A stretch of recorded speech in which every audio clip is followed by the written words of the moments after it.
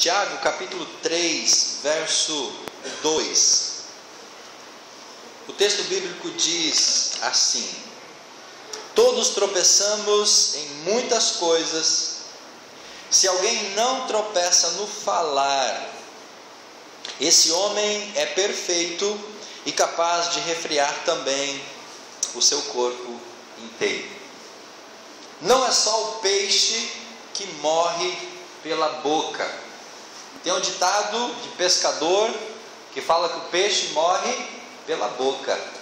Mas nós também, irmãos, como seres humanos, se não cuidarmos da nossa língua, das nossas palavras, podemos também trazer morte para as nossas vidas e para o nosso próximo.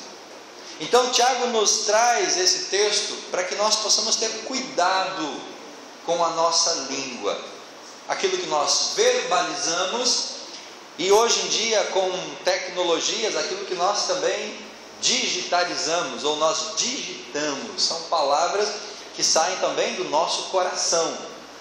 Algumas saem pela boca, outras saem pelos dedos, falando na linguagem tecnológica. Cuidado, irmãos, com o nosso falar, é o que Tiago nos exorta, do capítulo 3, verso 1 até o versículo número 12. E Tiago já tinha essa preocupação em relação aos pecados da língua. No capítulo 1, por exemplo, versículo 19, Tiago ele fala assim: meus amados irmãos, tenham certeza disso, todo homem deve estar pronto para ouvir. E aí Tiago traz essa ideia, e tardio para falar. Ele já tinha então essa preocupação. No versículo 26, ele reafirma essa ação e esse conceito. Se alguém se considera religioso e não refrear a sua língua, engana o seu coração e a sua religião é inútil. Nós temos que entender essa realidade. A língua, ela pode contrapor a nossa religiosidade, ou a língua, ela pode demonstrar a ausência de uma verdadeira expressão de fé nos nossos corações. Nesse texto, no capítulo 3, Tiago ele vai mais fundo neste assunto, nesse problema da língua. E aí não é só as irmãs que sofrem com o problema da língua. Cada pessoa, cada ser humano pode tropeçar também no falar. É óbvio que quem fala mais corre o risco de pecar mais. Quem fala menos, naturalmente vai pecar menos. Mas o fato é, irmãos, nós temos que ter esse cuidado. A Bíblia ela trata desse assunto. O livro de Provérbios, por exemplo, é um texto onde esse assunto do cuidado com o falar está muito presente em todo esse texto de Provérbios. Tiago trata do problema da língua, e aqui nós vamos usar um termo da língua comprida. Você já deve ter ouvido ou falado, aquela pessoa tem a língua comprida, né? Porque ela fala demais, ela fala coisa que não deve. Tiago trata desse assunto dando aqui duas ilustrações. A primeira, do freio na boca do cavalo, para a gente dominar o animal. E a segunda ilustração que ele apresenta depois é o leme do navio, que é pequeno, mas pode controlar todo aquele barco. É interessante como nós condenamos alguns pecados. Por exemplo, nós condenamos o adultério, nós condenamos a prostituição, nós condenamos a idolatria, nós condenamos a violência, o assassinato, mas a fofoca não é algo que mexe muito, talvez, com o nosso brio. A intriga, os bochichos, aqueles comentários, não nos afeta tanto. A gente não tolera o homicida, a gente não tolera o adúltero, o prostituto, mas a gente tolera o fofoqueiro. A gente tolera o maldizente. A gente tolera esta expressão de erro e de pecado. Os nossos pesos e as nossas medidas muitas vezes estão fora do plano de Deus. Mateus capítulo 5, verso 21 e verso 22. Jesus ele qualifica o pecado da língua ou falar de uma maneira muito severa. Mateus capítulo 5, verso número 21 e o verso número 22. Ele começa dizendo assim: ouvistes o que foi dito aos antigos, não matarás, e quem matar estará sujeito ao julgamento. O homicídio é um crime hediondo. Aí Jesus então ele vai dizer assim: eu porém vos digo que todo aquele que se irá contra o seu irmão será passível de julgamento. Quem o chamar, presta atenção queridos aqui, quem o chamar de insensato será réu diante do tribunal, e quem o chamar de tolo, de idiota, de besta, será réu do fogo do inferno. Então Tiago coloca o pecado da língua na mesma proporção de gravidade do que o homicídio, para nós entendermos o quanto isso é relevante, o quanto isso é importante. Nós não saímos matando pessoas com arma em punho, mas nós saímos dando tiro com a língua a todos os cantos. Muitas vezes é assim que acontece. Você não sai com a arma, põe na cabeça das pessoas, mas com a língua nós estamos atirando, nós estamos matando, e até talvez cometendo o próprio suicídio, porque quando nós falamos de uma maneira imprópria, além de nós atingirmos a pessoa a quem dirigimos, essa atitude também faz mal para nós. Nós temos que ponderar essas coisas. Por não cometer nenhum pecado, entre aspas, por meio de uma ação física, o ato não significa que nós estamos livres da condenação por aquilo que nós falamos. O texto bíblico, Jesus, Tiago, nos apresentam esta relevância de uma palavra trazer o mesmo dano, fazer o mesmo efeito do que uma bala, do que uma arma, do que algo que nós vivenciamos. O perigo que está na língua, versículo 1 e versículo 2, verso 1, meus irmãos, Tiago capítulo 3, muitos de vós não deveis ser mestres, sabendo que sereis julgados de uma forma mais severa. E no verso 2, que nós já lemos, Tiago fala: todos tropeçamos em muitas coisas, se alguém não tropeçar no falar, esse homem é perfeito e capaz de refrear também o seu próprio corpo. A primeira coisa que nós temos que entender, queridos, é o perigo que está na língua, a gravidade que nós temos nesse pequeno órgão do corpo humano, e que é tão letal em muitas vezes. Tiago destaca o assunto da língua através de uma advertência sobre o papel do ensino. O mestre tinha um papel muito importante na igreja, e o mestre usava sobretudo o que? A sua fala, a sua língua, para transmitir o ensino às pessoas. Por isso ele vai dizer que quem quer ser mestre vai ter um padrão de julgamento mais elevado, vai ter uma consequência ou vai ter um peso maior, porque ele está então responsável. Assim, aquele que se compromete para liderar outras pessoas tem que ter o cuidado de que a sua vida seja uma forma de expressão de liderança. Queridos, aquele velho ditado que diz: faça o que eu digo, mas não faça o que eu faço, não é um princípio bíblico e não combina com a ideia que Deus tem para nós. Eu não posso dizer: olha, faça aquilo que eu estou dizendo, mas não faça aquilo que eu estou fazendo. Isso é totalmente contraditório ao que Deus tem para as nossas vidas como líderes e para as nossas vidas como seres, como servos, como discípulos. O mestre tem como principal ferramenta a sua língua, a oratória, a sua fala, que é, segundo Tiago, a parte mais difícil de controle. Nós controlamos o corpo, nós controlamos os impulsos, nós controlamos às vezes a gula, nós controlamos muitas vezes um vício, uma dependência, mas a danada da língua é algo que fica coçando, Ela fica borbulhando, ela está ali todo momento querendo um vacilo nosso para ela poder expressar o seu veneno. Para descartar o perigo que a língua representa, ou destacar esse perigo, Tiago, ele admite o pecado. Todos tropeçamos em muitas coisas. Então há muitas formas de pecar, há muitas formas de nós errarmos, há muitos conceitos. Mas a língua é aquilo que ninguém está livre do pecado. Talvez a gente não beba, a gente não fuma, a gente não mata, a gente não adultere, a gente tem uma vida bem certinha socialmente. mas a língua muitas vezes não está dominada. A língua, ela não está sob o nosso controle. O falar impuro é uma forma de pecado que está espalhada, por exemplo, em Provérbios, capítulo 10. Abra sua Bíblia comigo. Provérbios, capítulo 10. Vamos ler o verso 8 e o verso 11.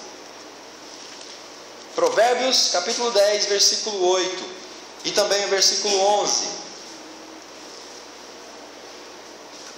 O sábio de coração aceita os mandamentos, mas a boca do insensato o leva à ruína. Versículo 11. A boca do justo é manancial de vida, mas a boca do ímpio esconde a violência.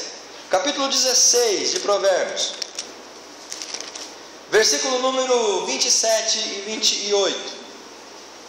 O homem sem escrúpulo causa o mal, e nos seus lábios há algo como um fogo devorador. 28. O perverso espalha contendas, e o difamador separa amigos íntimos. Último texto, capítulo 18 de Provérbios, verso número 7 e número 8. A boca do tolo é a sua própria destruição, e os seus lábios uma armadilha para si mesmo. As palavras do difamador são como doces e chegam ao íntimo do ser. Isso é só uma ideia daquilo que o livro de Provérbios e a Bíblia como um todo traz sobre esse tema. É tão difícil controlar o que sai da boca, ela é tão dada a expressar aquilo que é falso, calunioso, cortante, que a pessoa que a mantém sob controle, com certeza, tem a capacidade de dominar outras formas de pecado. Quem consegue dominar a língua vai conseguir dominar outros impulsos pecaminosos.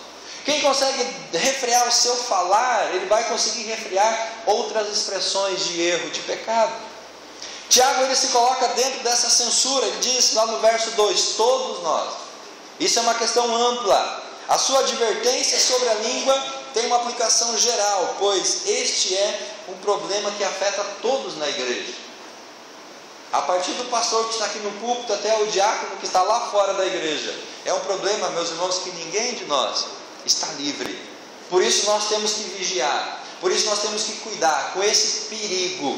Você tem uma arma letal, eu e você temos uma arma mortal dentro da nossa boca chamada língua, e se nós não cuidarmos com ela, nós vamos sair matando pessoas à torto e à direita. Esse é o grande problema.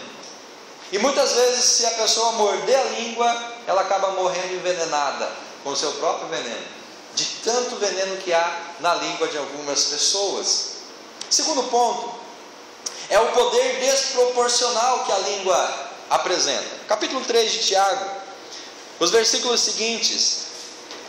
Tiago apresenta para nós, queridos, o poder desproporcional da língua. Ele dá 2 exemplos aqui. Se colocamos freios na boca dos cavalos para que nos obedeçam, então conseguimos dirigir-lhe o corpo todo. Vede também os navios, eles são tão grandes e levados por ventos impetuosos, mas são conduzidos por um pequeno leme, para onde o timoneiro quer. Assim também a língua é um pequeno membro no corpo, mas se gaba de grandes coisas. A desproporcionalidade da língua, algo tão pequeno, algo tão singelo, mas pode exercer um domínio tão fascinante. Tiago começa uma série de ilustrações para retratar o perigo e o poder da língua. Ilustrações conhecidas por todos os seus ouvintes. Ele utiliza o cavalo para ilustrar a ideia de alguma coisa tão pequena como o freio pode controlar uma coisa tão grande, o corpo inteiro do animal. Quem já viveu em sítio, quem já teve essa experiência, sabe que através do freio, com as rédeas na mão, você leva o cavalo, o animal, para onde você quiser. Quem já viveu isso sabe como que é importante esse pequeno instrumento, uma ferramenta tão pequenininha, mas que pode dirigir todo o animal que é grande. A segunda ilustração mostra o contraste entre o pequeno instrumento, o leme, e o grande objeto que ele controla, o navio. A desproporcionalidade é grande, o navio em relação ao leme. Essas duas ilustrações focalizam o controle. Tiago está chamando a ideia do controle que uma pessoa, através de um pequeno objeto, pode exercer sobre uma coisa grande. E assim, irmãos, a língua pode nos ajudar a controlar todo o nosso corpo. Ele fala isso no versículo 5. Assim também a língua, um pequeno membro, se gaba de grandes coisas. E se com o freio nós guiamos o cavalo e com o leme nós guiamos o navio, ele está dizendo, com a língua nós dirigimos o nosso corpo. Assim como o freio e o leme determinam a direção do cavalo e do navio, a língua pode determinar o destino do indivíduo. Por isso que eu propus como título da mensagem que não é só o peixe que morre pela boca. Muitos de nós também morremos. Quando o crente exerce um cuidado, sobre esse controle, um cuidadoso controle da língua, ele pode se presumir que também vai ser capaz de dirigir a sua vida inteira. Muitas vezes nós queremos dominar algumas áreas da nossa vida e não conseguimos. Que tal nós começarmos a dominar esse pequeno membro? Talvez as outras coisas elas vão se ajustar naturalmente. Mas quando a língua não é refreada, mesmo sendo pequena, também o resto do corpo provavelmente não terá controle e não terá disciplina. Eu não vou conseguir refrear os meus outros impulsos se eu não conseguir dominar sobre a língua. No versículo 5, parte 1, Tiago traz essa conclusão da importância do freio, do leme, por pequenos que possam ser, comparável à importância da língua, que gloria-se de grandes coisas, e que muitas vezes esse gloriar é arrogância, é algo que desagrada ao coração de Deus. Terceira ideia que o texto apresenta, meus irmãos, é o potencial de destruição da língua. Talvez muito mais destrutivo do que as bombas que Israel joga na Palestina. Talvez muito mais destrutivo que qualquer guerra que nós estamos vivenciando hoje no nosso globo terrestre. A língua tem um potencial destruidor. Versículo 5 seguinte, a parte B até o versículo número 7, nós lemos assim: vede como um grande bosque é incendiado por uma faísca. A língua também é um fogo, sim, como um mundo de maldade. Ela é controlada ou colocada entre os membros do corpo e contamina todo o corpo e põe em chamas o curso da nossa existência, sendo, por sua vez, posta em chamas pelo inferno. Pois toda espécie de feras, aves, répteis e animais marinhos doma-se e tem-se domado pelo gênero humano. O homem adestra um elefante, o homem domina, adestra o leão, o tigre, mas muitas vezes o homem não adestra, não domina a própria língua. É o que Tiago está nos colocando aqui, queridos, o poder de destruição. Nós temos que ter esse controle, nós temos que ter esse domínio. A ênfase está no grande mal embutido na língua, uma grande quantidade de iniquidade, de pecado, pois ela contém em si os pecados do mundo decaído. Tiago está dizendo que a língua traz nela o pecado do mundo. Jesus lembra que o que contamina o homem é o que sai da boca, Mateus capítulo 5, 11, 19, 18 e 19. O que contamina eu e você não é o que nós comemos, não é a costela que você comeu hoje, não é aquele frango frito, não é aquele arroz, aquele feijão. O que vai contaminar o ser humano é o que sai da sua boca, porque procede do coração, segundo o que diz Jesus. Então nós cuidamos muitas vezes do que vamos comer para não nos contaminar, mas nós não cuidamos do que nós estamos falando e o que sai dos nossos lábios. Talvez nenhuma outra parte do corpo cause tanto dano à vida de santidade da presença de Deus quanto a nossa língua. E quando a língua contamina o corpo, ela está se opondo à pura religião, que visa a santidade. Quando Tiago começa a sua carta, no capítulo 1, ele vai falar sobre a religião pura. E um inimigo da religião pura, de uma fé sincera, sublime em Jesus, é as nossas palavras. Os pecados cometidos com a língua espalham poluição espiritual na pessoa inteira. da planta da cabeça ou dos pés até a nossa cabeça. Este enorme potencial de destruição vem do inferno, do próprio inimigo, do próprio Satanás.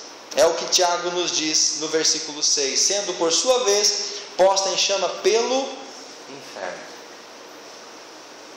A maldade, o perigo que está nos nossos lábios. Em Provérbios são enumerados alguns pecados: a ruína, a mentira, a vanglória, a arrogância, a difamação. Nós já lemos os textos. Pense nos danos enormes e irreparáveis causados por causa de rumores infundados.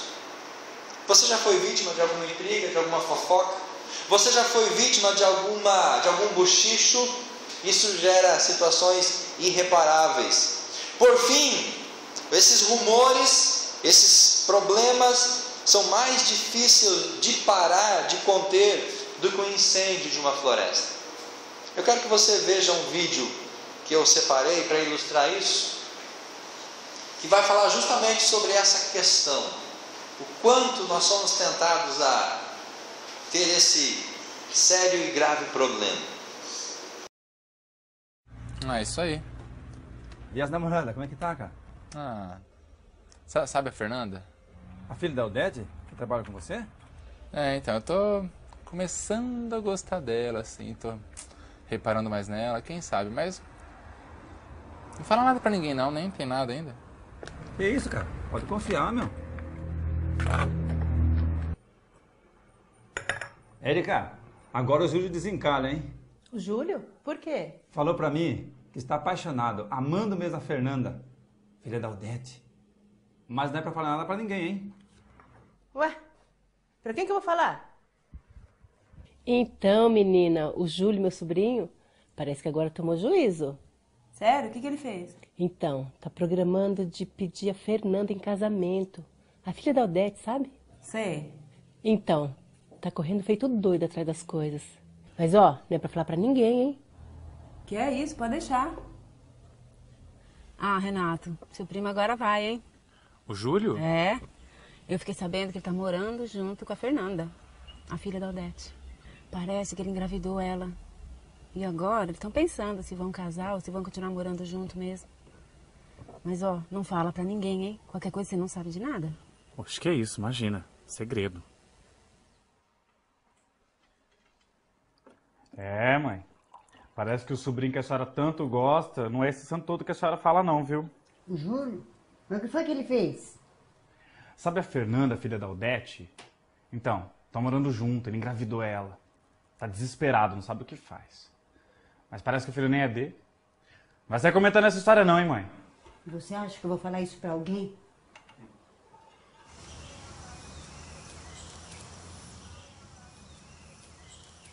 Odete, Fernanda! Oi. Tô tão feliz por vocês. Olha só, o que o Júlio fez por você, fez não, tá fazendo, nenhum outro cara faria. Assumir um filho que nem é dele. Cuida bem dele, meu sobrinho vale ouro.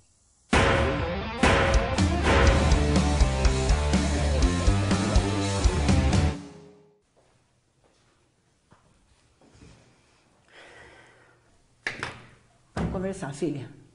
Mãe, já falei, não tem nada a ver, eu te juro. Tá todo mundo comentando. Tô comentando até que são gêmeos. E um de cada pai? Mãe, eu já falei, a senhora tem que acreditar em mim. Eu não tô grávida, eu não tô morando com ninguém. Que saco! Eu não vou atender.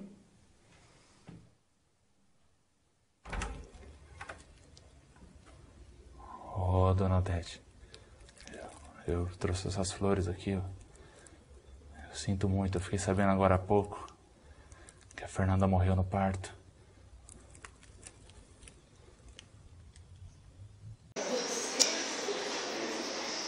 Essa é a grande realidade desse pequeno órgão que nós temos dentro da nossa boquinha. O último ponto está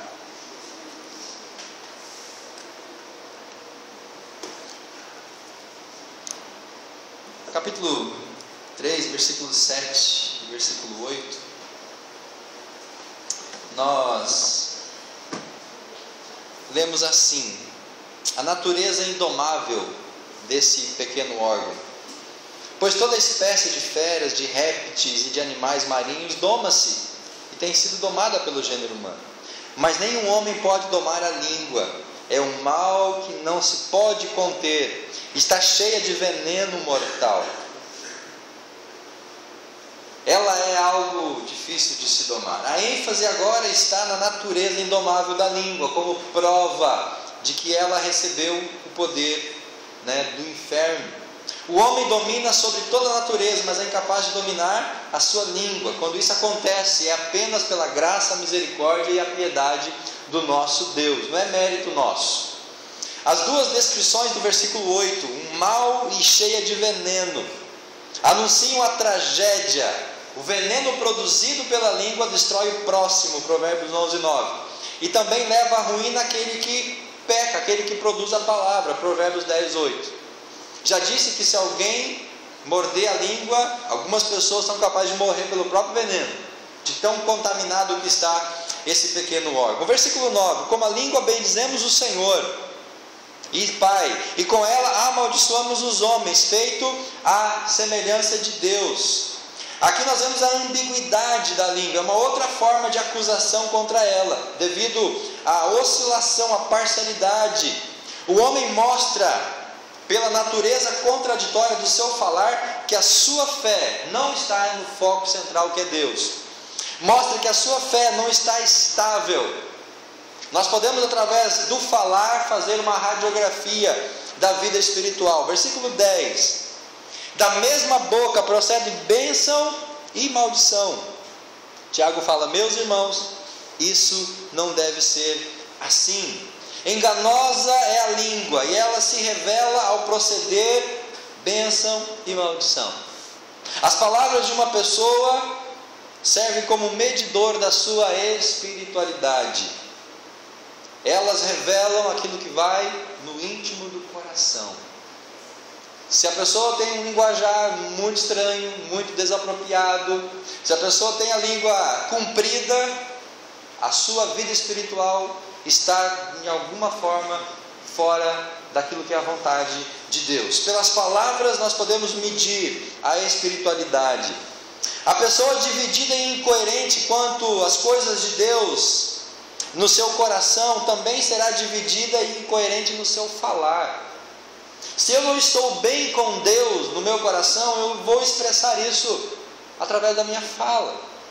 Os cristãos que foram transformados pelo Espírito devem manifestar integridade e pureza de coração através das suas palavras, através do seu falar coerente, através de um linguajar sadio. Verso 11, será que da mesma fonte pode jorrar água doce ou água amarga? A incompatibilidade entre um coração puro e palavras impuras é exemplificado através de uma fonte, através de uma figueira, versículo 12, e através de uma videira. A figueira não produz outra coisa senão figo. A videira vai produzir uva. Assim o nosso coração vai produzir aquilo que está nele. Se o nosso linguajar é um linguajar obsceno, um linguajar fora daqueles princípios que agradam a Deus, o nosso coraçãozinho está precisando de uma transformação. A tragédia da língua está exatamente em tal incoerência, sua tendência de bendizer a Deus e amaldiçoar o homem, a sua imagem e a sua semelhança. Tiago termina o texto e eu concluo aqui também, verso 12. Meus irmãos, acaso uma figueira pode produzir azeitonas ou uma videira figos? Tampouco uma fonte de água salgada pode dar água doce. Tampouco um coração contaminado pode produzir um linguajar saudável. Tampouco um coração purificado também não vai produzir um linguajar contaminado. Um coração puro não pode produzir palavras falsas, amargas, nocivas. Aquilo que é bom no coração deve produzir coisas boas, e o que é mal do coração vai produzir o quê? Coisas más. Assim, o coração que não é reto diante de Deus não pode ajudar na espiritualidade. Um coração que não está contrito não vai ajudar numa vida de comunhão com Deus. Apenas um coração renovado pode produzir palavras saudáveis, palavras puras, palavras que edificam. O controle sobre a língua nos ajudará a controlar todo o nosso corpo. A renúncia aos pecados da língua nos ajudarão a renunciar aos pecados do corpo. Se preciso for, coloquemos freios espirituais nas nossas bocas, como se coloca no cavalo para dirigir o seu corpo, para poder ter controle não só sobre a nossa língua, mas também controle sobre todo o nosso ser. Que Deus possa nos abençoar nesta tarefa, nesse ministério, de controlar esse que é tão pequeno, mas com um poder de destruição tão grande. Vamos ter cuidado, meus irmãos, com tudo aquilo que nós falamos, do jeito que nós falamos, da maneira que nós falamos, para quem nós falamos.